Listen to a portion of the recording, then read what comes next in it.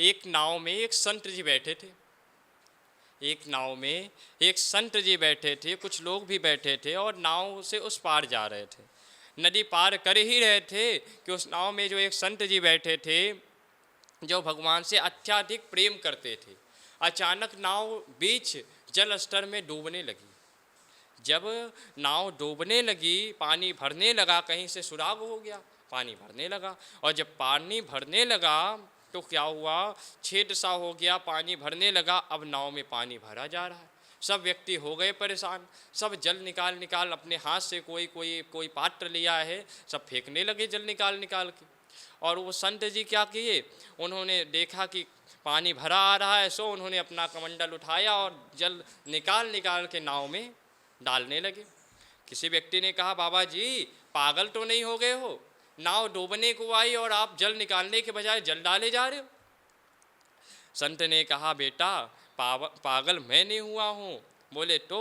संत ने बड़ा ही सुंदर जवाब दिया। संत जी ने कहा, बेटा तुम नहीं जानते, शायद मेरे ठाकुर की यही इच्छा है, मेरे ठाकुर मेरे भगवान नाव को डुबाना चाहते हैं, और यदि वो नाव को डुबाना चाहते हैं तो बचाएगा फिर कौन। और यदि वो हमें डुबा रहे हैं तो हमारा कर्तव्य बनता है कि उनका सहयोग करें। और मैं अपने कमंडल से जो हो सक रहा है थोड़ा थोड़ा पानी डाल के उनकी मदद ही तो कर रहा हूँ। अच्छा समय रहा और नाई ने अचानक पानी कम होने लगा, नाव का पानी कम होने लगा। जब नाव का पानी कम होने लगा तो महात्मा जी ने अब कमंडल में जो पानी भर भर के डाल रहे थे, अब वही कमंडल से पानी भर भर के निकालने लगे, फेंकने लगे। अभी तो नाव में भर रहे थे, अब नाव से निकाल रहे हैं। किसी व्यक्ति ने कहा, बाबा जी आप पानी क्यों बाहर फेंक रहे हो, अभी तो नाव में भर रहे थे, उस नाव का पानी बाहर क्यों फेंक रहे हो। महात्मा जी बोले, बेटा शायद परमात्मा का इरादा बदल गया है, वो हमें बचाना चाहते हैं, मैं भगवान की मदद कर रहा हूँ, पानी निकाल करके उनका कुछ सहयोग करने की कोशिश कर रहा हूँ।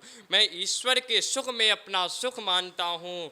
भगवान का भक्त कौन है, सच्चा भक्त कौन है? यद सुख सुखित्वम, ये है प्रेम की परिभाषा। कोई आपसे कहे प्रेम क्या है, तो प्रेम की परिभाषा एक शब्द में है कि यद सुख सुखित्वम, अर्थात अपने प्रेमी के सुख में अपना सुख माने, यही तो है प्रेम।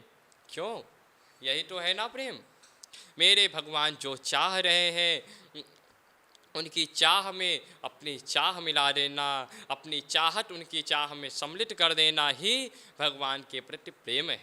अब भगवान कह रहे हैं कि अब तुम्हारा समय पूरा हो गया, आओ।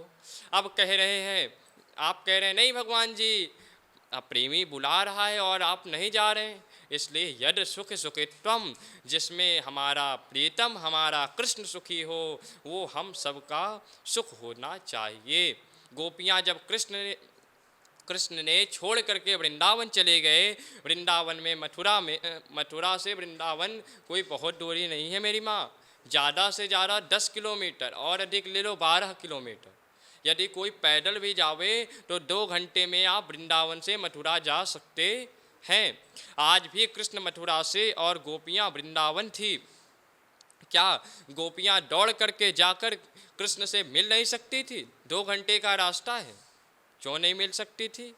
परंतु श्री कृष्ण के प्रेम में रोना ही उचित समझती थी, वह जाना परमात्मा के समीप उचित नहीं समझती थी। इसलिए ना, क्योंकि यद सुखि सुखित्वम, परमात्मा यदि वो मुझसे दूर रह करके खुश है तो ठीक कान्हा, मेरे आने से तुझे कोई समस्या ना, विघ्न ना उत्पन्न हो जाए तो वहीं रह, मैं यहीं रहूँगी। मेरे यहीं रहने से यदि तो खुश है तो खुशी रह, मैं तेरे सुख में कोई विक्षेप पैदा नहीं करूँगी।